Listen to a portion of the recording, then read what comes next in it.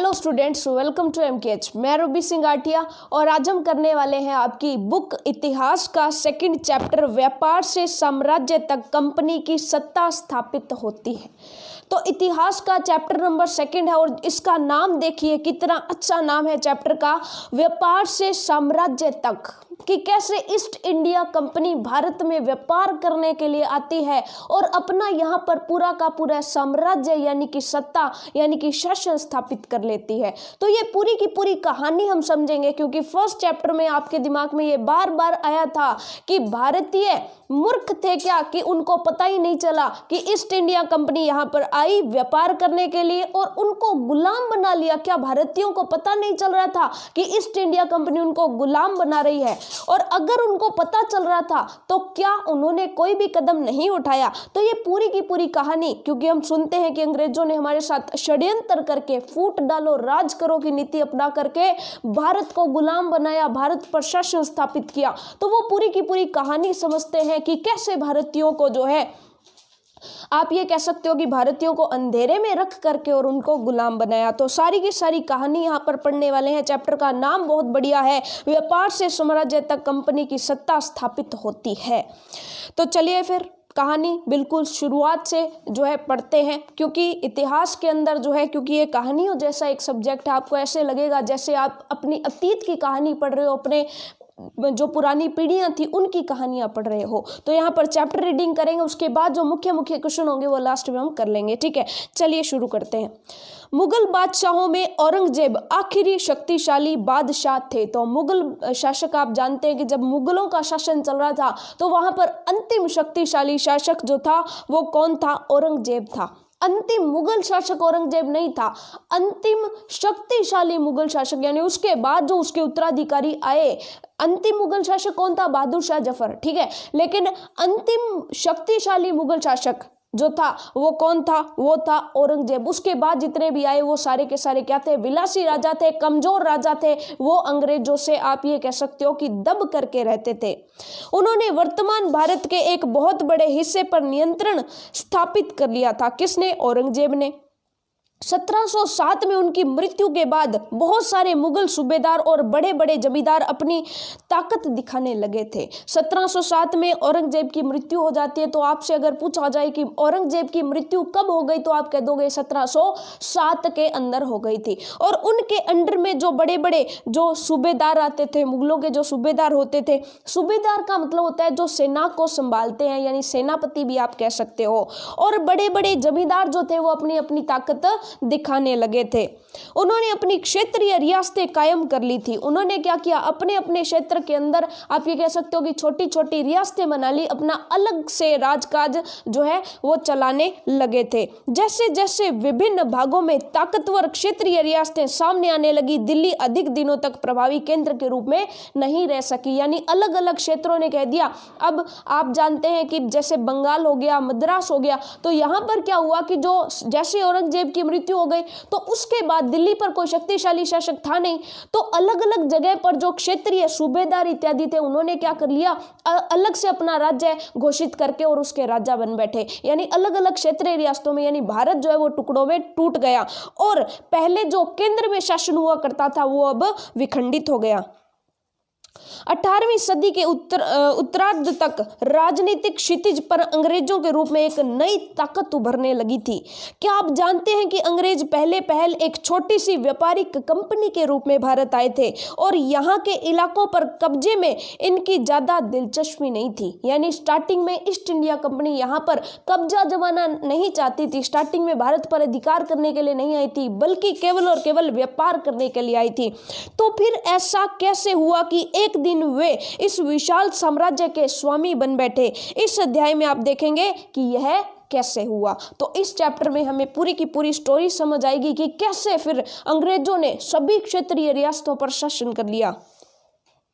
यहाँ पर जो है आपको एक पिक्चर दिखाई गई है और चित्र में दिखाया गया है कैप्टन हडसन द्वारा बहादुर शाह जफर और उनके बेटों की गिरफ्तारी की जा रही है। और आपको पता है कि बहादुर शाह जफर जो है वो कौन थे? अंतिम मुगल शासक थे, यानी बहादुर शाह जफर के बाद कोई भी मुगल शासक नहीं हुआ था।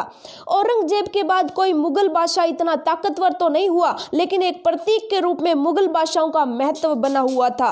जब 1857 में ब्रिटिश शासन के विरुद्ध भारी विद्रोह शुरू हो गया तो विद्रोहियों ने मुगल बादशाह बहादुर शाह जफर को ही अपना नेता मान लिया था। क्योंकि आपको पता है कि 1857 की जब क्रांति हो रही थी तो नेताओं ने कहा कि जब देश का राजा अगर नेता बनेगा तो देश के सभी लोग, चाहे वो हिंदू है चाहे वो मुस्लिम है, वो हमारे साथ इस विद्रोह में खड़े हो जाएंगे। तो इन्होंने 1857 की क्रांति का नेता किसको बना दिया? उस समय के मुगल बादशाह बहादुर शाह जफर को बना दिया। आपको पता है कि उस समय बहादुर शाह जफर बहुत ही बूढ़े हो चुके थे, ठीक है, लेकिन फिर भी उनको जो है उसका नेता घोषित कर दिया गया। जब विद्रोह कुचल दिया गया, यानी अंग्रेजों ने उस विद्रोह को आप ये कह सकते हो कि अपनी मुट्ठी से कुचल दिया, तो कंपनी ने बहादुर शाह जफर को देश छोड़ने के लिए मजबूर कर दिया और उनके बेटों को जफर के सामने ही मार डाला। तो उसके बाद पढ़ते हैं कि अब यहाँ पर बात आती है कि ईस्ट इंडिया कंपनी आई कहाँ से। ये तो एक पिक्चर थी जिसकी स्टोरी हमने जान ली कि मुगलों का अंत कैसे हुआ था। खैर चलिए बिल्कुल स्टार्टिंग से लेते हैं कि ईस्ट इंडिया कंपनी भारत में आई कहाँ से और कैसे आई। तो अब आपके सामने एक मैप दिखाई दे रहा है, ऊपर ही ऊपर देखिए बिल्कुल लेफ्ट हैंड की साइड में ऊपर लिखा हुआ है ब्रिटिश आइसलैंड। तो ब्रिटिश आइसलैंड जो है वहाँ पर ब्रिटेन है, आप ये कह सकते हो इंग्लैंड है। और अब क्या होता है कि धीरे धीरे जो पूर्वी यानी यूरोपीय ताकतें थी वो धीरे धीरे अफ्रीका का, ये देखिएगा अफ्रीका जो महाद्वीप आपको दिखाई दे रहा है, इसका बिल्कुल नीचे का छोर जो है जिसको केप ऑफ गुड होप कहते हैं, केप ऑफ गुड होप कहते हैं, वहां पर पहुंच करके और फिर कहाँ आने की सोच रहे थे? भारत की तरफ आने की सोच रहे थे। लेकिन रास्ते में कुछ देश पड़ते हैं जैसे पुर्तगाल इत्यादि। तो पुर्तगाल जो है भारत के थोड़ा सा नजदीक थे। तो भारत में अगर पूछ लिया जाए कि ब्रिटिश पहले आई या पुर्तगाली पहले आई, तो पुर्तगाली पहले आ गए थे, ठीक है। तो अब यहां पर आपके माइंड में ये क्वेश्चन आएगा कि अफ्रीका का जो नीचे नीचे वाला छोर है उसको केप ऑफ गुड होप क्यों कहते हैं? क्योंकि मान लीजिए कि कोई व्यक्ति ब्रिटिश से नाव लेकर के चला है, जहाज, पानी का जहाज लेकर के चला है, तो अगर वो इस किनारे पर पहुंच जाता था तो उसको गुड होप होती थी, यानी कि अच्छी एक आशा होती थी कि मैं शायद अपना सफर पूरा कर पाऊंगा, इसलिए इसको केप ऑफ गुड होप कहते थे, ठीक है। चलिए अब कहानी पढ़ते हैं। सन 1600 में ईस्ट इंडिया कंपनी ने इंग्लैंड की महारानी एलिजाबेथ प्रथम से चार्टर यानी इजाजतनामा हासिल कर लिया। अब आप कहेंगे चार्टर क्या होता है? तो देखिएगा इंग्लैंड के अंदर एक चार्टर एक्ट पारित होता है जो 15 वर्ष के लिए किसी एक कंपनी को विदेश में जाकर के व्यापार करने के लिए छूट देती है, इजाजत देती है। अब इस इजाजत का मतलब क्या है? तो इस इजाजत का मतलब है कि वो कंपनी जब विदेशों में मान लीजिए व्यापार करने जाएगी तो इंग्लैंड की और कोई कंपनी उस कंपनी का विरोध नहीं करेगी, यानी कि प्रतिस्पर्धा नहीं करेगी, यानी कंपटीशन नहीं होगा कंपनियों के बीच में। एक ही कंपनी को इजाजत मिलेगी पूरे ब्रिटेन में से, पूरे इंग्लैंड में से, और 15 वर्ष के लिए वही बाहर जो है आप ये कह सकते हो व्यापार करने जाएगी। तो ये जो है कितने सालों के लिए मिलता था? लगभग 15-16 सालों के लिए जो है चार्टर एक्ट मिलता था। तो सबसे पहले कब मिला? 1600 ईस्वी के अंदर ईस्ट इंडिया कंपनी को मिल गया, जिससे कंपनी को पूर्व से व्यापार करने का एकाधिकार मिल गया। एकाधिकार का मतलब क्या है? मतलब एक को ही अधिकार मिला था और किसी को ये अधिकार प्राप्त नहीं था, केवल इंग्लैंड में से, ठीक है।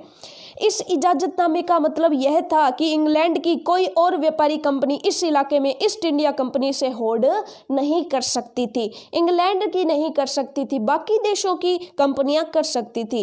इस चार्टर के सहारे कंपनी समुद्र पार जाकर नए इलाकों को खंगाल सकती थी, वहां से सस्ती कीमत पर चीजें खरीद कर उन्हें यूरोप में ऊंची कीमत पर बेच सकती थी। कंपनी को दूसरी अंग्रेज व्यापारी कंपनियों से प्रतिस्पर्धा का कोई भय नहीं नहीं था। ऐसा नहीं था कि कोई और कंपनी ला करके जो है सामान सस्ते में बेच देगी, नहीं, ये कंपनी बाहर से सस्ते में खरीद के यूरोप में जितने महंगे दाम पर बेचना चाहे बेच सकते हैं, क्योंकि और कोई कंपनी तो है नहीं। उस जमाने में वाणिज्यिक कंपनियां मोटे तौर पर प्रतिस्पर्धा से बचकर ही मुनाफा कमा सकती थी। आप एक अनुमान लगा सकते हो कि मान लीजिए कोई वस्तु है, उस वस्तु का प्रोडक्शन सिर्फ एक ही कंपनी कर रही है और कोई कंपनी है ही नहीं, तो वो कंपनी जितना महंगा बेचना चाहिए उतना महंगा बेच सकती है। अगर कोई प्रतिस्पर्धा न हो तभी वे सस्ती चीजें खरीदकर उन्हें ज्यादा कीमत पर बेच सकती थी। लेकिन यह शाही दस्तावेज दूसरी यूरोपीय ताकतों को पूर्व के बाजार में आने से नहीं रोक सकता था। जब तक इंग्लैंड के जहाज अफ्रीका के पश्चिम तट को छूते हुए केप ऑफ गुड होप का चक्कर लगाकर हिंद महासागर पार करते, तब तक पुर्तगालियों ने भारत के पश्चिम तट पर अपनी उपस्थिति दर्ज करवा दी थी। अब देखिएगा, पुर्तगाल अफ्रीका का जो बाहर निकला हुआ हिस्सा, इधर वाली साइड आप देख सकते हैं कि ब्रिटिश आइसलैंड बिल्कुल ऊपर है। नीचे आ जाइए, अफ्रीका का आप देख सकते हो कि एक छोर इधर साइड में निकला हुआ है, तो वहां पर देश पड़ता है पुर्तगाल। तो पुर्तगाल तो भारत के थोड़ा सा नजदीक थे, तो जब तक इंग्लैंड वाले केप ऑफ गुड होप पर पहुंचे तब तक पुर्तगाल वाले भारत में अपनी उपस्थिति दर्ज करवा चुके थे, यानी भारत के अंदर आ चुके थे। वे गोवा में अपना ठिकाना बना चुके थे। पुर्तगाल के खोजी यात्री वास्को द गामा ने ही 1498 में पहली बार भारत तक पहुंचने के इस समुद्री मार्ग का पता लगाया था। कि समुद्री मार्ग का पता किसने लगाया था? वास्को द गामा ने। और वो कहाँ के थे? पुर्तगाल के थे। 17वीं शताब्दी की शुरुआत तक डच भी हिंद महासागर में व्यापार की संभावनाएं तलाशने लगे थे। कुछ ही समय बाद फ्रांसीसी व्यापारी भी सामने आ गए, यानी फ्रांस के व्यापारी भी पीछे नहीं रहे। तो 4 देशों में, अब देखिएगा यहाँ पर 4 देशों में प्रतिस्पर्धा चल रही है। एक तो डच, दूसरे पुर्तगाली, तीसरे फ्रांसीसी और चौथे आप ये कह सकते हो ब्रिटिश या इंग्लैंड। समस्या यह थी कि सारी कंपनियां एक जैसी चीजें ही खरीदना चाहती थी। यूरोप के बाजारों में भारत के बने बारीक सूती कपड़े और रेशम की जबरदस्त मांग थी। इसके अलावा काली मिर्च, लौंग, इलायची और दालचीनी की भी जबरदस्त मांग रही थी। यूरोपीय कंपनियों के बीच इस बढ़ती प्रतिस्पर्धा से भारतीय बाजारों में इन चीजों की कीमतें बढ़ने लगी थी, उनसे मिलने वाला मुनाफा गिरने लगा था। अब सिंपल सी बात है, साधारण सी बात है, एक कंपनी होती तो वो भारत में जितने कम दाम पर खरीदना चाहती उतने कम दाम पर खरीदती। लेकिन जब 3-4 कंपनियां हैं तो मान लीजिए एक कंपनी कोई सामान 100 रुपए में खरीदती है, तो दूसरी कंपनी क्या कहेगी किसान को कि हम आपको 110 रुपए देंगे। तीसरी कंपनी क्या कहेगी कि आप दोनों कंपनियों को माल मत दो, हमारे को दो, हम आपको 130 रुपए में देंगे। तो ऐसे ऐसे करके जब प्रतिस्पर्धा हो रही थी तो भारत के अंदर जो सामान था उसका मूल्य बढ़ता जा रहा था। और अब सारी की सारी कंपनियां यूरोप में जाके बेचेगी। अब मान लीजिए कोई कंपनी 100 रुपए का सामान खरीद के वहां पर 150 रुपए में बेच रही है, तो दूसरी कंपनी अगर 150 में बेचेगी तो उसका माल नहीं बिकेगा, तो वो कंपनी वहां पर 100 रुपए में खरीद के भारत से और वहां पर कितने में बेचेगी? 140 में बेचेगी। यानी कि वहां पर मुनाफा गिर रहा है लेकिन भारत के अंदर चीजें महंगी मिल रही है। तो ऐसे में फिर किसी भी कंपनी को फायदा होने वाला नहीं था। अब इन व्यापारी कंपनियों के फलने फूलने का एक ही रास्ता था कि वे अपनी प्रतिस्पर्धी कंपनियों को खत्म कर दे। लिहाजा बाजारों पर कब्जे की इस होड़ ने व्यापारी कंपनियों के बीच लड़ाइयों की शुरुआत कर दी। 17वीं और 18वीं सदी में जब भी मौका मिलता कोई भी एक कंपनी किसी दूसरी कंपनी के जहाज डुबो देती, रास्ते में रुकावट खड़ी कर देती और माल से लदे जहाजों को आगे बढ़ने से रोक देती। यह व्यापार हथियारों की मदद से चल रहा था और व्यापारिक चौकियों की किलेबंदी के जरिए सुरक्षित रखा जाता था। किलेबंदी का मतलब है कि चारों तरफ दीवार बना दी जाती थी और जहां पर फ्रांसीसी, आप ये कह सकते हो कि जहां पर फ्रांसीसी व्यापारिक चौकियां होती थी वहां पर और किसी को अंदर आने नहीं दिया जाता था। अपनी बस्तियों को किलेबंद करने और व्यापार में मुनाफा कमाने की इस कोशिशों के कारण स्थानीय शासकों से भी टकराव होने लगे थे। तो आप मान सकते हो कि बंगाल के अंदर भी इस तरह के जो है राजा और अंग्रेजों के मध्य युद्ध होने का कारण क्या क्या बना था कि वहाँ पर जो है उन अंग्रेज लोगों ने, आप ये कह सकते हो, या ब्रिटिश लोगों ने अपना जो आप ये कह सकते हो कि उनकी जो फैक्ट्री थी या फिर उनका जो बाजार था उसकी किलेबंदी उन्होंने करनी शुरू कर दी थी, अपनी बस्तियों की किलेबंदी करनी शुरू कर दी थी। और इसका खतरा वहाँ के स्थानीय शासकों को महसूस होने लगा था। उन्होंने सोचा कि अगर उन्होंने अपनी किलेबंदी कर ली है तो कल को स्थानीय शासक भी उनका कुछ नहीं बिगाड़ पाएंगे। इस प्रकार व्यापार और राजनीति को एक दूसरे से अलग रखना कंपनी के लिए मुश्किल होता जा रहा था। आइए देखें कि यह कैसे हुआ। अब देखते हैं कि ईस्ट इंडिया कंपनी फिर कैसे कैसे करेगी। देखिएगा, ईस्ट इंडिया कंपनी बंगाल में व्यापार शुरू करती है। सबसे पहले देखिएगा वही बात, बंगाल वाली बात आ गई, क्योंकि बंगाल में सबसे पहले ईस्ट इंडिया कंपनी ने युद्ध छेड़ा था वहां के स्थानीय शासकों के साथ। ठीक है, देखिएगा, पहली इंग्लिश फैक्ट्री 1651 में 1651 में हुगली नदी के किनारे शुरू हुई। सबसे पहले फैक्ट्री, देखिएगा, अंग्रेजों को उस समय फैक्टर कहा जाता था। फैक्ट्री का मतलब ये नहीं है कि वहां पर कोई सामान उत्पादित किया जाता था। फैक्ट्री का मतलब व्यापार, बाजार सही है। पहले बाजार को ही फैक्ट्री कहा जाता था और वहां पर जो व्यापारी आते थे उसको फैक्टर कहा जाता था। तो अंग्रेज जो व्यापारी आते थे उनको फैक्टर कहा जाता था और उनकी जो बस्ती थी उसको फैक्ट्री कहा जाता था। हुगली नदी के किनारे शुरू हुई सबसे पहले बंगाल में। ठीक है, कंपनी के व्यापारी यहीं से अपना काम चलाते थे। इन व्यापारियों को उस जमाने में फैक्टर कहा जाता था। इस फैक्ट्री में वेयर हाउस था जहां निर्यात होने वाली चीजों को जमा किया जाता था। यहीं पर उसके दफ्तर थे जिनमें कंपनी के अफसर बैठते थे। जैसे जैसे व्यापार फैला, कंपनी ने सौदागरों और व्यापारियों को फैक्ट्री के आसपास आकर बसने के लिए प्रेरित किया। 1696 तक कंपनी ने इस आबादी के चारों तरफ एक किला बनाना शुरू कर दिया। 2 साल बाद उसने मुगल अफसरों को रिश्वत देकर 3 गांवों की जमींदारी भी खरीद ली। यानी 3 गांवों की जमींदारी खरीद ली। जमींदारी का मतलब क्या है कि वहां पर राजा को उन्होंने टैक्स पे करना है, यानी राजा को कर के रूप में किसानों से कर एकत्रित करके जमींदार राजा को दिया करता था। ठीक है, अब राजा फिक्स कर देता जमींदार को कि तूने मुझे 1 लाख रुपए इकट्ठे करके देने हैं, मान लीजिए। तो जमींदार किसानों से कितना भी ले सकता था, उसे राजा को 1 लाख देने हैं। तो सच बताइएगा कि क्या जमींदार किसानों से 1 लाख रह के राजा को 1 लाख दे देगा? क्या नहीं, वो कुछ ना कुछ एक्स्ट्रा लेगा और कुछ अपने पास रखेगा, बाकी राजा को देगा। ठीक है, तो इस तरह से अब जमींदारी किसके हाथों में आ गई? अंग्रेजों के हाथ में आ गई। 3 गांवों की शुरुआत में 3 गांवों की ली थी। इनमें से एक गांव कालिकाता था जो बाद में कलकत्ता बना।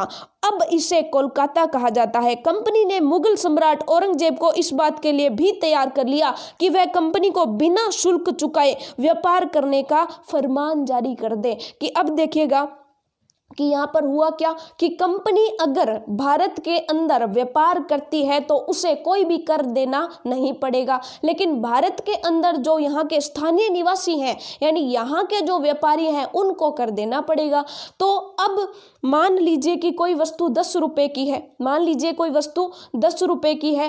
अब मान लीजिए कि कोई भी यहाँ का व्यापारी है, वो क्या करता है कि कोई वस्तु 10 रुपए की बेचता है, 4 रुपए किसको देता है? राजा को देता है, 6 रुपए खुद रखता है। ठीक है, लेकिन जो अंग्रेज शासक है या अंग्रेज व्यापारी है, उनको तो कोई टैक्स देना ही नहीं है। तो वो 10 रुपए की ना बेच करके अगर मान लीजिए 9 या 8 रुपए की भी बेचता है तो उसे 8 रुपए बचते हैं, लेकिन व्यापारी को कितने बच रहे हैं? 6 रुपए। ठीक है, तो इसका मतलब क्या है कि अंग्रेजों का सामान ज्यादा बिकेगा, क्योंकि अंग्रेजों का सामान 8 रुपए में मिल रहा है, लेकिन उनका सामान कितने में मिल रहा है? 10 रुपए में मिल रहा है। तो ऐसे ऐसे करके यहाँ पर क्या हुआ कि यहाँ के जो स्थानीय व्यापारी थे उनका धंधा जो है चौपट होने लग गया और अंग्रेजों का जो काम है वो फलने फूलने लगा। कंपनी ज्यादा से ज्यादा रियायतें हासिल करने और पहले से मौजूद अधिकारियों का ज्यादा से ज्यादा फायदा उठाने में लगी हुई थी। उदाहरण के लिए औरंगजेब के फरमान से केवल देखिएगा, औरंगजेब के फरमान से केवल कंपनी को ही, यानी ईस्ट इंडिया कंपनी को ही शुल्क मुक्त व्यापार करने का अधिकार मिला था। कंपनी के जो अफसर निजी तौर पर व्यापार चलाते, उन्हें यह छूट नहीं थी, लेकिन उन्होंने भी शुल्क चुकाने से इनकार कर दिया। इससे बंगाल के राजस्व वसूली बहुत कम हो गई। ऐसे में भला बंगाल के नवाब मुर्शिद कुली खान विरोध क्यों न करते? क्योंकि उनका जो राजस्व एकत्रित होता था वो क्या होना बंद हो गया था, या फिर आप ये कह सकते हैं कि वो राजस्व एकत्रित होना कम हो गया था, क्योंकि ये जो छूट मिली थी ये केवल कंपनी को मिली थी। लेकिन आप जानते हैं कि यहाँ पर आकर के बहुत सारे अंग्रेज अधिकारी ऐसे थे जिन्होंने खुद की तंबाकू और शराब की फैक्ट्रियां भारत में आकर के लगा ली थी, तो उन फैक्ट्रियों के लिए भी उन्होंने कर चुकाने से मना कर दिया था। किसके चलते? फरमान के चलते। ठीक है, नेक्स्ट देखिएगा। अब व्यापार से वो युद्धों तक कैसे पहुंच गए? ऐसा क्या हुआ कि उन्हें जो है मुर्शिद कुली खान के साथ युद्ध जैसी संभावनाएं बनानी पड़ी? 18वीं सदी की शुरुआत में कंपनी और बंगाल के नवाबों का टकराव काफी बढ़ गया था। औरंगजेब की मृत्यु के बाद बंगाल के नवाब अपनी ताकत दिखाने लगे थे। औरंगजेब की मृत्यु हो गई तो बंगाल के नवाब क्या कहने लगे? जो बंगाल के सूबेदार थे उन्होंने क्या कहा कि हम तो बंगाल के अलग नवाब बनेंगे, बंगाल को हम आजाद करेंगे। उस समय दूसरी क्षेत्रीय रियासतों की स्थिति भी ऐसी ही थी। मुर्शिद कुली खान के बाद अली वर्दी खान और इसके बाद सिराजुद्दौला बंगाल के नवाब बने। ये सभी शक्तिशाली शासक थे। उन्होंने कंपनी को रियायतें देने से मना कर दिया कि पहले औरंगजेब ने रियायतें दी, लेकिन बंगाल के शासकों ने कंपनी को रियायतें देने से मना कर दिया। व्यापार का अधिकार देने के बदले कंपनी से नजराने मांगे, नजराने का मतलब है टैक्स इत्यादि मांगे, कर मांगे। उसे सिक्के ढालने का अधिकार नहीं दिया, कंपनी को सिक्के ढालने का अधिकार नहीं दिया कि आप अपने सिक्के नहीं बना सकते, और उसकी किलेबंदी को बढ़ाने से रोक दिया। यानी आप अपनी फैक्ट्री के आसपास किलेबंदी भी नहीं कर सकते, क्योंकि अगर वो किलेबंदी करते हैं तो स्थानीय शासक के लिए मुश्किलें पैदा हो जाती हैं कि कल को वो स्थानीय शासक के लिए संकट बन सकते हैं। ठीक है, कंपनी पर धोखाधड़ी का आरोप लगाते हुए उन्होंने दलील दी कि उसकी वजह से बंगाल सरकार की राजस्व वसूली कम होती जा रही है और नवाबों की ताकत कमजोर पड़ रही है। कंपनी टैक्स चुकाने को तैयार नहीं थी। उसके अफसरों ने अपमानजनक चिट्ठियां लिखी और नवाबों व उसके अधिकारियों को अपमानित करने का प्रयास किया। अब देखिएगा कंपनी क्या कहती थी। कंपनी का कहना था कि स्थानीय अधिकारियों की बेतुकी मांगों से कंपनी का व्यापार तबाह हो रहा है। व्यापार तभी फल फूल सकता है जब सरकार शुल्क हटा ले। कंपनी को इस बात का भी यकीन था कि अपना व्यापार फैलाने के लिए उसे अपनी आबादी बढ़ानी होगी, गांव खरीदने होंगे और किलों का पुनर्निर्माण करना होगा। यानी कि वो चाहते थे कि किसी भी तरीके से बंगाल के नवाब इस शर्त पर मान जाए कि वो किलेबंदी कर ले, ज्यादा से ज्यादा गांव खरीद ले और ज्यादा से ज्यादा व्यापारी जो है वो भारत में आकर के व्यापार करने लग जाए। ये टकराव दिनों दिन गंभीर होते गए। अंततः इन टकरावों की परिणति प्लासी के प्रसिद्ध युद्ध के रूप में हुई। तो अब बहुत ही फेमस है प्लासी का युद्ध। ठीक है, नेक्स्ट देखिएगा। प्लासी का युद्ध एक षड्यंत्र रहा था, तो नेक्स्ट लिए हम प्लासी का युद्ध पढ़ेंगे। सो अब पढ़ते हैं प्लासी का युद्ध। 1756 में अली वर्दी खान की मृत्यु के बाद सिराजुद्दौला बंगाल के नवाब बने। कंपनी को सिराजुद्दौला की ताकत से काफी भय था। सिराजुद्दौला की जगह कंपनी एक ऐसा कठपुतली नवाब चाहती थी जो उसे व्यापारिक रियायतें और अन्य सुविधाएं आसानी से देने में आनाकानी न करे। कंपनी ने प्रयास किया कि सिराजुद्दौला के प्रतिद्वंदियों में से किसी को नवाब बना दिया जाए। कंपनी को कामयाबी नहीं मिली। जवाब में सिराजुद्दौला ने हुक्म दिया कि कंपनी उनके राज्य के राजनीतिक मामलों में टांग अड़ाना बंद कर दे, किलेबंदी रोके और बकायदा राजस्व चुकाए। जब दोनों पक्ष पीछे हटने को तैयार नहीं हुए तो अपने 30,000 सिपाहियों के साथ नवाब ने कासिम बाजार में स्थित इंग्लिश फैक्ट्री पर हमला बोल दिया। नवाब की फौजों ने कंपनी के अफसरों को गिरफ्तार कर लिया, गोदाम पर ताला डाल दिया, अंग्रेजों के हथियार छीन लिए और अंग्रेज जहाजों को घेरे में ले लिया। इसके बाद नवाब ने कंपनी के कलकत्ता स्थित किले पर कब्जे के लिए उधर का रुख किया। कलकत्ता के हाथ से निकल जाने की खबर सुनने पर मद्रास में तैनात कंपनी के अफसर ने भी रॉबर्ट क्लाइव के नेतृत्व में सेनाओं को रवाना कर दिया। इस सेना को नौसैनिक बेड़े की मदद भी मिल रही थी। इसके बाद नवाब के साथ लंबे समय तक सौदेबाजी चली। आखिरकार 1757 में रॉबर्ट क्लाइव ने प्लासी के मैदान में सिराजुद्दौला के खिलाफ कंपनी की सेना का नेतृत्व किया। नवाब सिराजुद्दौला की हार का एक बड़ा कारण उसके सेनापतियों में से एक सेनापति मीर जाफर की कारगुजारियां भी थी। मीर जाफर की टुकड़ियों ने इस युद्ध में हिस्सा नहीं लिया। रॉबर्ट क्लाइव ने यह कहकर उसे अपने साथ मिला लिया था कि सिराजुद्दौला को हटाकर मीर जाफर को नवाब बना दिया जाएगा। यानी अंग्रेजों ने सिराजुद्दौला के, आप ये भी कह सकते हो सिराज को, सिराजुद्दौला का जो है नाम था सिराज, तो सिराज का जो सेनापति था मीर जाफर, तो मीर जाफर के साथ जो है षड्यंत्र करके अंग्रेजों ने जो है सिराज को हराया था। मीर जाफर को यह आश्वासन दिया गया कि अगर आपकी टुकड़ियां आपके राजा की तरफ से नहीं लड़ेंगी और अगर आपका राजा हार जाता है तो हम आपके राजा सिराजुद्दौला को हटा के आपकी गद्दी से और आपको यहाँ का नवाब बना देंगे। और आपको बदले में क्या करना होगा? बदले में आपको अंग्रेजों का कठपुतली नवाब बन के रहना होगा, यानी कि अंग्रेज जो कहेंगे आपको हमेशा हाँ में सर हिलाना होगा। तो अब देखिएगा होता क्या है। प्लासी की जंग इसलिए महत्वपूर्ण मानी जाती है क्योंकि भारत में यह कंपनी की पहली जीत थी। प्लासी की जंग के बाद सिराजुद्दौला को मार दिया गया और मीर जाफर नवाब बन गया, जैसा कि कंपनी ने प्रॉमिस भी किया था। कंपनी अभी भी शासन की जिम्मेदारी संभालने को तैयार नहीं थी, यानी कि कंपनी अभी भी शासन नहीं संभालना चाहती थी। वो चाहती थी कि नवाब तो बैठे लेकिन नवाब हमारी सारी मांगे माने, यानी नवाब तो भारतीय हो लेकिन नवाब मांगे सारी हमारी मानना चाहिए।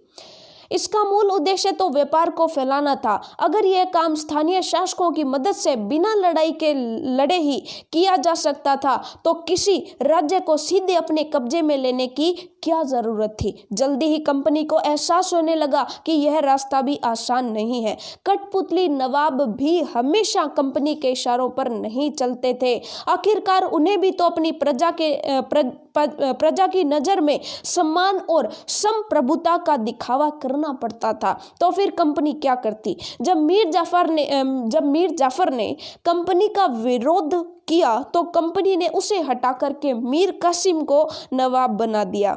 जब मीर कासिम परेशान करने लगा तो बक्सर की लड़ाई में उसको भी हराना पड़ा। मीर कासिम जो है मीर जाफर का जवाई था, उसे बंगाल से बाहर कर दिया गया और मीर जाफर को दोबारा नवाब बना दिया गया। क्योंकि आपको पता है कि मीर कासिम ने ही, आपको पता होगा कि भारत के अंदर सबसे पहले बंदूकों और तोपों की फैक्ट्री स्थापित की, क्योंकि उन्होंने कहा कि अगर अंग्रेजों से लड़ना है तो कम से कम जो हथियार अंग्रेजों के पास है वो हमारे पास तो होने ही चाहिए। और साथ ही साथ उनका प्रशिक्षण भी करवाया, यानी सैनिकों को बंदूकें और तोपें चलवानी भी सिखाई, क्योंकि तलवारें लेकर के आप जो है तोपों के सामने नहीं खड़े हो सकते।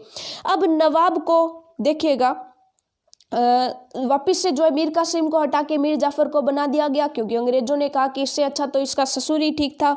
अब नवाब को हर महीने 5 लाख रुपए कंपनी को चुकाने थे। कंपनी अपने सैनिक खर्चों से निपटने, व्यापारिक जरूरतों और अन्य खर्चों को पूरा करने के लिए और पैसा चाहती थी। तो देखिएगा कंपनी को क्या चाहिए था। अब देखिएगा जो वहां का शासक है वो कंपनी को रुपए देगा। कितने रुपए देगा? हर महीने 5 लाख रुपए। उस समय पर 5 लाख रुपए जो है देने पड़ते थे कंपनी को, लेकिन कंपनी इतने से भी राजी नहीं थी। कंपनी और ज्यादा रुपए चाहती थी। कंपनी और ज्यादा इलाके तथा और ज्यादा कमाई चाहती थी। 1765 में जब मीर जाफर की मृत्यु हुई तब तक कंपनी के इरादे बदल चुके थे। कठपुतली नवाबों के साथ अपने खराब अनुभवों को देखते हुए क्लाइव ने ऐलान किया कि अब हमें खुद ही नवाब बनना पड़ेगा। तो आपसे पूछा जा सकता है कि यह कथन किसने कहा? तो सबसे पहले लॉर्ड क्लाइव ने यह ऐलान किया था कि हमें खुद ही नवाब बनना पड़ेगा। आखिरकार 1765 में मुगल सम्राट ने कंपनी को ही बंगाल प्रांत का दीवान नियुक्त कर दिया। तो देखिएगा दोबारा से पढ़ते हैं। आखिरकार 1765 में क्या हुआ? मुगल सम्राट जो थे उन्होंने कंपनी को ही बंगाल प्रांत का दीवान नियुक्त कर दिया। दीवान वो होता था जो वहां की जो टैक्स व्यवस्था थी, यानी कर जो था वहां का, उस क्षेत्र का सारा कर दीवान संभालता था। दीवानी मिलने के कारण कंपनी को बंगाल के विशाल राजस्व संसाधनों पर नियंत्रण मिल गया था। यानी अब कंपनी को क्या करना था, किसानों से कर लेना था और राजा को देना था। अब उन्होंने क्या किया, राजा के साथ फिक्सिंग कर ली कि राजा को एक निश्चित कर उन्हें चुकाना है, लेकिन वो किसानों से कितना भी वसूल कर सकते हैं। ठीक है, इस तरह कंपनी की एक पुरानी समस्या हल हो गई थी। 18वीं सदी की शुरुआत से ही भारत के साथ उसका व्यापार बढ़ता जा रहा था, लेकिन उसे भारत में ज्यादातर चीजें ब्रिटेन से लाए गए सोने और चांदी के बदले खरीदनी पड़ती थी। वहां से ब्रिटेन से सोना चांदी लाते और भारत से सामान खरीदते, सोना चांदी दे देते और क्या करते, सामान ले जाते। लेकिन अब क्या हुआ, इसकी वजह ये थी कि उस समय ब्रिटेन के पास भारत में बेचने के लिए कोई चीज नहीं थी। कि ऐसा नहीं है कि वहां की चीज यहाँ बेच दी और यहाँ की चीज वहां बेच दी, ऐसा नहीं था। ब्रिटेन के पास कोई ऐसी चीज ही नहीं थी जो वो भारत में बेच सके। प्लासी की जंग के बाद ब्रिटेन से सोने की निकासी कम होने लगी। बंगाल की दीवानी मिलने के बाद तो ब्रिटेन से सोना लाने की जरूरत ही नहीं रही। अब क्या करते, भारत से होने वाली आमदनी के सहारे ही कंपनी अपने खर्चे चला सकती थी। यानी कंपनी ने क्या शुरू कर दिया, उन्हीं किसानों से टैक्स वसूलना, उन्हीं किसानों से कर वसूलना शुरू कर दिया। कुछ कर राजा को देते, कुछ कर खुद रख लेते, तो जो कर खुद रखते वो आमदनी हो जाती और उस आमदनी से भारत से सामान खरीद करके कहाँ बेच देते, इंग्लैंड में जाकर के बेच देते। यानी दोहरा मुनाफा उनको होने लगा था। इस कमाई से कंपनी भारत में सूती और रेशमी कपड़ा खरीद सकती थी, अपनी फौजों को संभाल सकती थी और कलकत्ते में किलों और दफ्तरों के निर्माण की लागत उठा सकती थी। कंपनी के अफसर नवाब बन बैठे। अब ये पढ़ते हैं कि कंपनी के अफसर नवाब कैसे बन बैठे। तो देखिएगा, नवाब बनने का मतलब था, नवाब बनने का क्या मतलब था, इसका एक मतलब तो यही था कि कंपनी के पास अब सत्ता और ताकत थी, लेकिन इसके कुछ और भी फायदे थे। कंपनी का हर कर्मचारी नवाबों की तरह जीने के ख्वाब देखने लगा था। प्लासी के युद्ध के बाद बंगाल के असली नवाबों को इस बात के लिए बाध्य कर दिया गया कि वे कंपनी के अफसरों को निजी तोहफे के तौर पर जमीन और बहुत सारा पैसा दें। खुद रॉबर्ट क्लाइव ने ही भारत में बेहिसाब दौलत जमा कर ली थी। 1743 में जब वह इंग्लैंड से मद्रास आया तो उसकी उम्र 18 साल थी। 1767 में जब वह 2 बार गवर्नर बनने के बाद हमेशा के लिए भारत से रवाना हुआ तो यहाँ उसकी दौलत देखिएगा 4,01,102 पाउंड के बराबर थी। दिलचस्प बात यह है कि गवर्नर के अपने दूसरे कार्यालय में उसे कंपनी के भीतर फैले भ्रष्टाचार को खत्म करने का काम सौंपा गया था। यानी जिसको भ्रष्टाचार को खत्म करने का काम सौंपा गया था, कंपनी के अंदर जो भ्रष्टाचार फैला हुआ है कि कंपनी के जो व्यापारी हैं, जो अफसर हैं, वो भी अपना प्रॉफिट देख रहे हैं, कंपनी का तो देख ही रहे हैं, अपना खुद का भी देख रहे हैं। जिसको भ्रष्टाचार रोकने के लिए भेजा गया उसी ने देखिएगा कितनी, जो आप ये कह सकते हो कि दौलत जमा कर ली। उस समय 4,01,102 पाउंड के बराबर उसकी आमदनी हो गई। लेकिन 1772 में ब्रिटिश संसद ने उसे खुद भ्रष्टाचार के आरोपों पर अपनी सफाई देनी भी पड़ी थी। उसे सरकार को उसकी अकूत संपत्ति के स्रोत संदेहास्पद लग रहे थे। उसे भ्रष्टाचार आरोपों से बरी तो कर दिया गया, लेकिन 1774 में उसने आत्महत्या कर ली थी। उसे अपने आप पर इतनी ग्लानि होने लगी थी कि लास्ट में उसने आत्महत्या कर ली थी। कंपनी के सभी अफसर क्लाइव की तरह दौलत इकट्ठा नहीं कर पाए। बहुत सारी बीमारियों और लड़ाई के कारण कम उम्र में ही वो जो है मौत का निवाला बन गए। इसके अलावा उन सभी को भ्रष्ट और बेईमान मानना भी सही नहीं होगा। उनमें से बहुत सारे अफसर साधारण परिवारों से आए थे।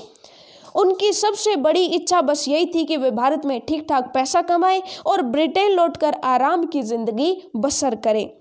जो जीते जी धन दौलत लेकर वापस लौट गए, उन्होंने वहां आलीशान जीवन जिया। उन्हें वहां के लोग नवाब कहते थे। यह भारतीय शब्द नवाब का ही अंग्रेजी संस्करण बन गया था। यानी अंग्रेजी के अंदर ही उसे नवाब बोला जाने लगा था। उन्हें लोग अक्सर नए अमीरों और सामाजिक हैसियतों में रातों रात ऊपर आने वाले लोगों के रूप में देखते थे। नाटकों और कार्टूनों में उनका मजाक उड़ाया जाता था। अब देखिएगा नेक्स्ट देखते हैं कि इसके बाद क्या हुआ, कंपनी का शासन जो है फैला कैसे, क्योंकि अभी तो हमने कहाँ पर पढ़ा, बंगाल के अंदर कंपनी का शासन पढ़ा। अब हम देखेंगे कि कंपनी का शासन फैला कैसे। यदि हम 1757 से 1857 के बीच ईस्ट इंडिया कंपनी के द्वारा भारतीय राज्यों पर कब्जे की प्रक्रिया को देखें तो कुछ महत्वपूर्ण बातें सामने आती हैं। किसी अनजान इलाके में कंपनी ने सीधे सैनिक हमला प्राय नहीं किया। उसने किसी भी भारतीय रियासत का अधिग्रहण करने से पहले विभिन्न राजनीतिक, आर्थिक और कूटनीतिक साधनों का जो है इस्तेमाल किया। यानी कि उन्होंने, देखिएगा अंग्रेजों की एक आदत होती थी कि वे जाकर के सीधे राजा पर अटैक नहीं बोलते थे। वो पहले जाकर के ये देखते थे कि राजा की क्या कमजोरियां हैं, राजा के कौन कौन से दुश्मन हैं, राजा के जो दुश्मन होते उन दुश्मनों को अपने पक्ष में करके फिर वो देखते कि क्या कोई षड्यंत्र ऐसा रचा जा सकता है क्या कि राजा को अकेले बुलाया जाए, मार दिया जाए, या फिर उसके सेनापतियों को घूस दे करके कुछ इस तरह का षड्यंत्र किया जाए कि बिना युद्ध लड़े राजा को मार दिया जा सके। बक्सर की लड़ाई हुई थी 1764 में। बक्सर की लड़ाई के बाद कंपनी ने भारतीय रियासतों में रेजिडेंट तैनात कर दिए। अब रेजिडेंट क्या करता था, वहां के जो शासक थे उनकी नीतियों पर ध्यान रखता था, उनकी नीतियों पर नजर रखता था। ये कंपनी के राजनीतिक या व्यावसायिक प्रतिनिधि होते थे। उनका काम कंपनी के हितों की रक्षा करना और उन्हें आगे बढ़ाना था। रेजिडेंट के माध्यम से कंपनी के अधिकारी भारतीय राज्यों के भीतरी मामलों में भी दखल देने लगे थे। अगला राजा कौन होगा, किस पद पर किसको बैठाया जाएगा, इस तरह की चीजें भी कंपनी के अफसर ही तय करना चाहते थे। कई बार कंपनी ने रियासतों पर सहायक संधि भी थोप दी थी। जो रियासत इस बंदोबस्त को मान लेती थी उसे अपनी स्वतंत्र सेना रखने का अधिकार नहीं रहता था, उसे कंपनी की तरफ से सुरक्षा मिलती थी और सहायक सेना के रख रखाव के लिए वह कंपनी को पैसा देती थी। यानी कंपनी क्या करती थी, किसी राजा पर सहायक संधि थोप देती थी। उन्हें बोला जाता था कि या तो आप युद्ध करो या फिर हमारी सहायक संधि को स्वीकार करो। तो जो युद्ध करता उसे कंपनी हरा के जो है अपने अंडर में लेती, अदरवाइज जो बिना युद्ध के सहायक संधि को स्वीकार कर लेता तो ये तो और भी अच्छा हो जाता। सहायक संधि का मतलब क्या होता था कि वहां पर जो सैनिक रहेंगे, वहां पर जो राजा है वो अपनी खुद की सेना नहीं रख सकेगा, वहां पर अंग्रेजी सेना तैनात रहेगी, लेकिन उस सेना का सारा खर्च वो राजा ही उठाएगा। यानी सब कुछ वैसे का वैसे ही है, सिर्फ सेना पर अधिकार किसका हो गया, अंग्रेजों का हो गया। अगर भारतीय शासक रकम अदा करने में चूक जाते थे तो जुर्माने के तौर पर उनका इलाका कंपनी कब्जे में ले लेती थी। उदाहरण के लिए जब रिचर्ड वेलेजली गवर्नर जनरल, देखिएगा इसका कार्यकाल 1798 से 1805 था, उस समय अवध के नवाब को 1801 में अपना आधा इलाका कंपनी को सौंपने के लिए मजबूर किया गया, क्योंकि नवाब सहायक सेना के लिए पैसा अदा करने से चूक गए थे। इसी आधार पर हैदराबाद के भी कई इलाके छीन लिए गए थे। अब देखिएगा नेक्स्ट हम पढ़ते हैं टीपू सुल्तान शेरे मैसूर के बारे में। ठीक है, जब कंपनी को अपने राजनीतिक और आर्थिक हितों पर खतरा दिखाई दिया तो कंपनी ने प्रत्यक्ष सैनिक टकरावों का भी रास्ता अपनाया। दक्षिण भारतीय राज्य मैसूर के उदाहरण से इस बात को समझा जा सकता है या यह बात समझी जा सकती है। हैदर अली, इसका शासनकाल था 1761 से 1782 और उसके विख्यात पुत्र टीपू सुल्तान, जिसका शासनकाल था 1782 से लेकर के 1799, जैसे शक्तिशाली शासकों के नेतृत्व में मैसूर काफी ताकतवर हो चुका था। मालाबार तट पर होने वाला व्यापार मैसूर रियासत के नियंत्रण में था, जहां से कंपनी काली मिर्च और इलायची खरीदती थी। 1785 में टीपू सुल्तान ने अपनी रियासत में पड़ने वाले बंदरगाहों से चंदन की लकड़ी, काली मिर्च और इलायची का निर्यात रोक दिया। यानी भारत से बाहर के देशों में जो सामान जाता था उसको रोक दिया गया। सुल्तान ने स्थानीय सौदागरों को भी कंपनी के साथ कारोबार करने से रोक दिया था। यानी स्थानीय कारोबारी भी कंपनी के साथ कोई कारोबार नहीं करेंगे, इसलिए रोक दिया। टीपू सुल्तान ने भारत में रहने वाले फ्रांसीसी व्यापारियों से घनिष्ठ संबंध विकसित किए और उनकी मदद से अपनी सेना का आधुनिकीकरण किया था, क्योंकि आपको पता है कि उस समय नेपोलियन आ रहे थे और फ्रांसीसी क्रांति हो रही थी, तो फ्रांसीसी क्रांति से टीपू सुल्तान काफी प्रभावित थे। ठीक है, अब देखिएगा और अंग्रेजों ने जो है टीपू सुल्तान पर ये जो है आरोप भी लगाया था कि टीपू सुल्तान फ्रांसीसियों के साथ मिलकर के अंग्रेजों के विरुद्ध षड्यंत्र रच रहे हैं। अब देखिएगा नेक्स्ट पढ़ते हैं। सुल्तान के इन कदमों से अंग्रेज आग बबूला हो गए। उन्हें हैदर अली और टीपू सुल्तान बहुत ही महत्वाकांक्षी, घमंडी और खतरनाक दिखाई देते थे। अंग्रेजों को लगता था कि ऐसे राजाओं को नियंत्रित करना और कुचलना जरूरी है। फलस्वरूप मैसूर के साथ अंग्रेजों की 4 बार जंग हुई। कब कब हुई? एक तो हुई 1767 से लेकर के 69 तक, दूसरी हुई 80 से 84 तक, तीसरी 90 से 92 तक और चौथी हुई 1799 के अंदर। श्रीरंगपट्टम की आखिरी जंग में कंपनी को सफलता मिली। अपनी राजधानी की रक्षा करते हुए टीपू सुल्तान मारे गए। मैसूर का राजकाज पुराने वोडियर राजवंश के हाथों में सौंप दिया गया। इसके साथ ही मैसूर पर भी सहायक संधि थोप दी गई। ठीक है, अब देखिएगा यहाँ पर एक पिक्चर दिखाई गई है आपको, जहाँ पर एक शेर जो है वो जो है एक अंग्रेज सैनिक के ऊपर है। तो देखिएगा यह टीपू के एक विशालकाय मशीनी खिलौने की तस्वीर है, यानी ये खिलौना था किसका? टीपू सुल्तान का, और मशीनी खिलौना था। इसमें यह नकली शेर एक यूरोपीय सिपाही को दबाए हुए है। जब उसका हैंडल घुमाया जाता था तो नकली शेर दहाड़ता था और सिपाही के भीतर से चीख की आवाजें आती थी। अब यह खिलौना शेर लंदन स्थित विक्टोरिया एंड एल्बर्ट म्यूजियम में रखा है। 4 मई 1799 को जब अपनी राजधानी श्रीरंगपट्टम की रक्षा करते हुए टीपू सुल्तान की मृत्यु हो गई तो अंग्रेज इस खिलौने को भी अपने साथ ले गए थे। ठीक है, अब चलिएगा नेक्स्ट हम पढ़ते हैं मराठों से लड़ाई कब हुई, मराठों से कैसे लड़ाई हुई। तो देखिए ये भी पढ़ते हैं। 18वीं शताब्दी के आखिर में कंपनी मराठों की ताकत को भी काबू और खत्म करने के बारे में सोचने लगी। 1761 में पानीपत की तीसरी लड़ाई में हार के बाद दिल्ली से देश का शासन चलाने का मराठों का सपना चूर चूर हो गया था। उन्हें कई राज्यों में बांट दिया गया। आपको पता है कि मराठे जो है वो दिल्ली पर शासन करने का जो है स्वप्न देखा करते थे, लेकिन जब पानीपत की तीसरी लड़ाई हुई और मराठों की हार हो गई तो फिर मराठों ने वो सपना देखना छोड़ दिया और मराठा भी कई राज्यों में बंट गया। इन राज्यों की बागडोर सिंधिया, होलकर, गायकवाड़ और भोंसले जैसे अलग अलग राजवंशों के हाथ में थी।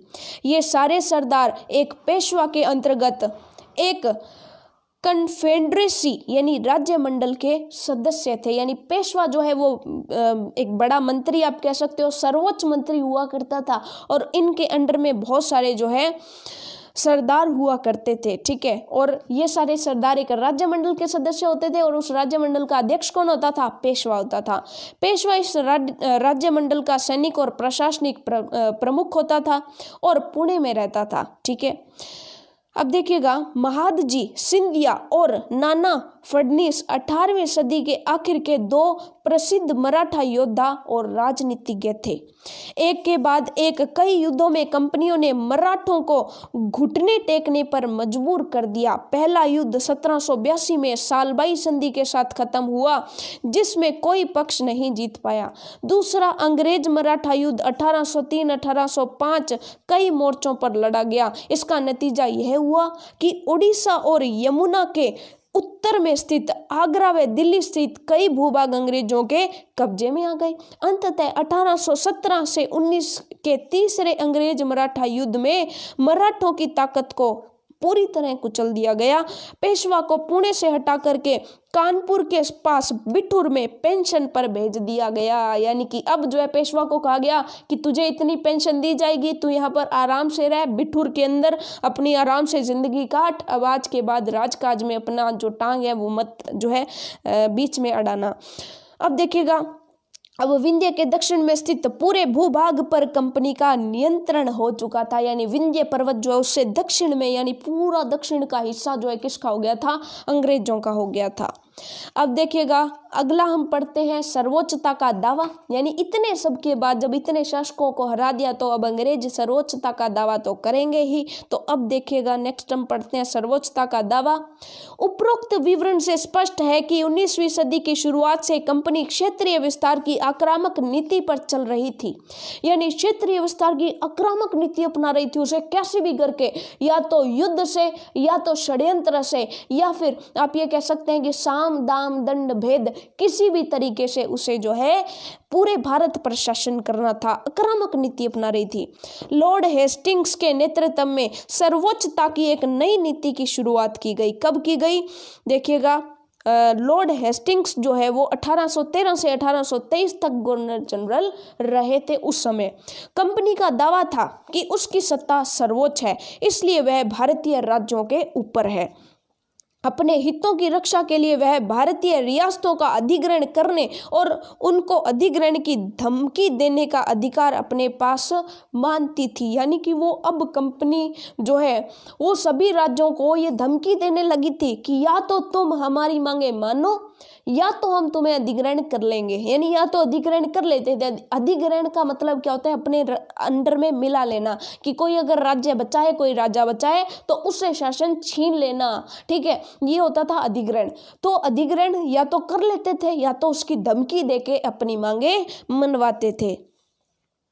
यह सोच बाद में अंग्रेजों की नीतियों में दिखाई देती रही, लेकिन यह प्रक्रिया बेरोक-टोक नहीं चली। उदाहरण के लिए जब अंग्रेजों ने कित्तूर, देखेगा फिलहाल कर्नाटक में, कित्तूर कहाँ पर है, कर्नाटक में है अभी, तो कित्तूर के छोटे से राज्य को कब्जे में लेने का प्रयास किया तो रानी चेन्नम्मा ने हथियार उठा लिए। किसने उठा लिए? रानी चेन्नम्मा ने हथियार उठा लिए और अंग्रेजों के खिलाफ आंदोलन छेड़ दिया। 1824 में उन्हें गिरफ्तार किया गया और 1829 में जेल में ही उनकी मृत्यु हो गई। चेन्नम्मा के बाद कित्तूर स्थित संगोली के एक गरीब चौकीदार रायन्ना ने यह प्रतिरोध जारी रखा। चौतरफा समर्थन और सहायता से उन्होंने बहुत सारे ब्रिटिश शिविरों और दस्तावेजों को नष्ट कर दिया था। आखिरकार उन्हें भी अंग्रेजों ने पकड़ करके 1830 में फांसी पर लटका दिया। प्रतिरोध के ऐसे कई दूसरे उदाहरण आप इस किताब में आगे पढ़ेंगे, ठीक है। अब देखिएगा नेक्स्ट, 1830 के दशक के अंत में ईस्ट इंडिया कंपनी रूस के प्रभाव से बहुत डरी हुई थी। अब किसके प्रभाव से डर लग रहा था? रूस के प्रभाव से डर लग रहा था। कंपनी को भय था कि कहीं रूस का प्रभाव पूरे एशिया में फैलकर उत्तर पश्चिम से भारत को भी अपनी चपेट में न ले ले। इसी डर के चलते अंग्रेज अब उत्तर पश्चिमी भारत पर भी अपना नियंत्रण स्थापित करना चाहते थे। उत्तर पश्चिमी भारत के ऊपर भी, यानी राजस्थान वाला क्षेत्र, ठीक है। 1838 से 1842 के बीच अफगानिस्तान के साथ एक लंबी लड़ाई लड़ी और वहां अप्रत्यक्ष कंपनी शासन स्थापित कर लिया। अप्रत्यक्ष का मतलब क्या है? प्रत्यक्ष का मतलब तो है कि कंपनी का अधिकारी वहां पर जाकर के नवाब बन गया, लेकिन नहीं, वहां पर क्या हुआ कि वहां पर वहीं का कोई नवाब बना दिया गया जो कठपुतली नवाब था, यानी कि अंग्रेजों की उंगलियों पर नाचने वाला था। 1843 में सिंध भी कब्जे में आ गया। इसके बाद पंजाब की बारी थी। यहाँ महाराजा रणजीत सिंह ने कंपनी की दाल नहीं गलने दी। 1839 के अंदर में उनकी मृत्यु के बाद इस रियासत के साथ दो लंबी लड़ाइयाँ हुई और आखिरकार 1849 में 1849 में अंग्रेजों ने पंजाब पर भी अधिग्रहण कर लिया। अब देखिएगा अंग्रेजों का मन इसके बाद भी नहीं पड़ा था, नहीं भरा था, आप ये कह सकते हैं। उसके बाद भी अंग्रेजों ने कई सारी नीतियां अपनाई थी, जैसे कि विलय नीति, ठीक है। तो आज के लिए इतना काफ़ी है, बाकी का जो है हम करेंगे हमारी अगली क्लास में। तब तक के लिए all the best for your self studies.